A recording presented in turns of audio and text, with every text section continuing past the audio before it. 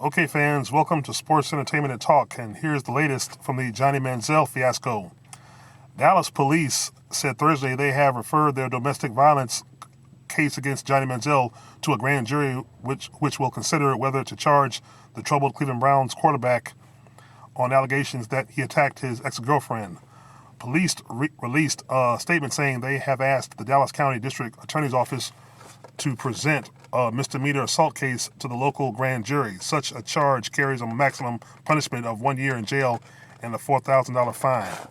Manziel's attorney, Bradley Beckworth, didn't immediately return an email seeking comment Thursday. Manziel's agent and marketing agency have both dropped him, and the Browns have indicated they will release Manziel as early as March 9th at the beginning of the league's new calendar year. The 2012 Heisman Trophy winner and Texas A&M star was accused by ex-girlfriend Colleen Crowley of hitting her and threatening to kill her during a night out on January 30th. Crowley said Manziel accosted her at a Dallas hotel and later struck her when they drove back to her apartment in Fort Worth, Texas. Crowley said in court documents that he hit her so hard she temporarily lost hearing in her left ear.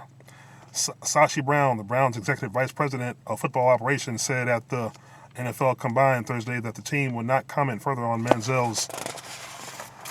"I'm not going to comment again on Johnny," he said. "I think, respectfully, we want to give the young man some privacy. Our organization has spent enough time talking about him, and we need to focus on moving forward." Yeah, good luck with that.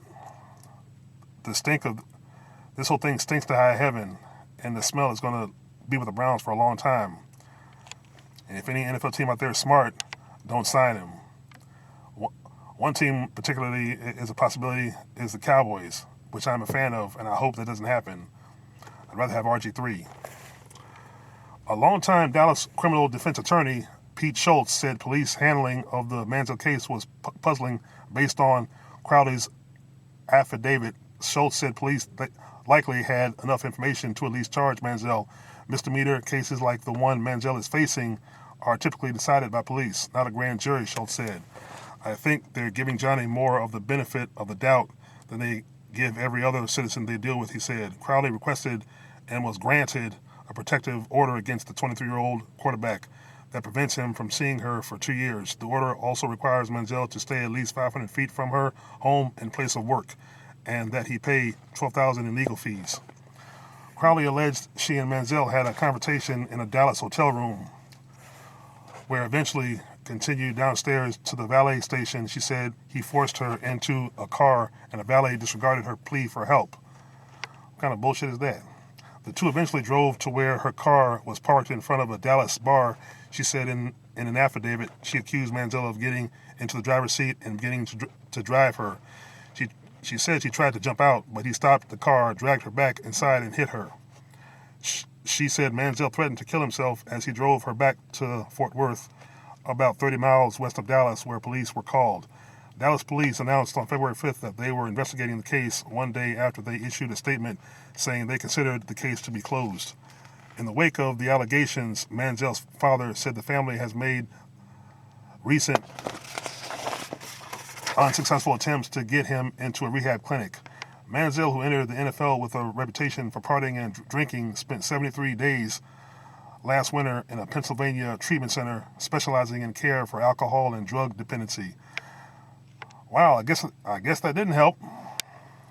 Manziel was cleared of any wrongdoings last year after he and Crowley got into a heated roadside argument near the player's home. Witnesses to that incident saw Manziel arguing on the side of the highway with his girlfriend and pulling her back into his car as she tried to leave the vehicle.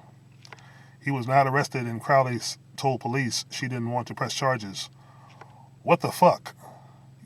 You're in this abusive relationship and you're not going to press charges? Hey, look, I know the guy has got money, but it's not really worth it. Especially it's not worth your life and injuries and losing hearing in your left ear. Beyond his legal problems, Manziel is also under investigation by the NFL, which is looking into whether he violated the league's personal conduct policy. Manziel was cleared of any wrongdoing by the league for a roadside argument in Ohio involving Crowley in October. Manziel was questioned by police. An NFL spokesman said the league's new inquiry is still underway. Well, folks, as you know, Johnny Manziel went partying in Vegas one weekend wearing a wig and lipstick after he was told not to, and ignored all concussion protocol. Then, of course, now the domestic violence incident that Saturday morning, which leads us to this case now.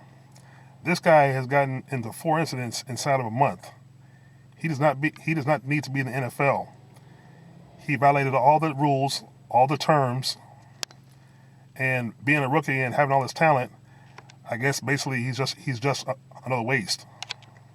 Because the guy doesn't seem to want to play football. He just seems to want to party and get into trouble. I mean, and the NFL, any team doesn't need that. So Johnny Manziel, I'll pray for you. Hope you find your way. But for now, I think you need to get out of the NFL, get out of the spotlight, and like I said, don't go to rehab because apparently no one gets clean in rehabs. Go to church. Find a church group and find yourself. Spiritually. But for guys, like, share, subscribe to Sports Entertainment and Talk. A shout out to Stephen Rose, Polston, and Bearstown. Well, that's all for now. Peace.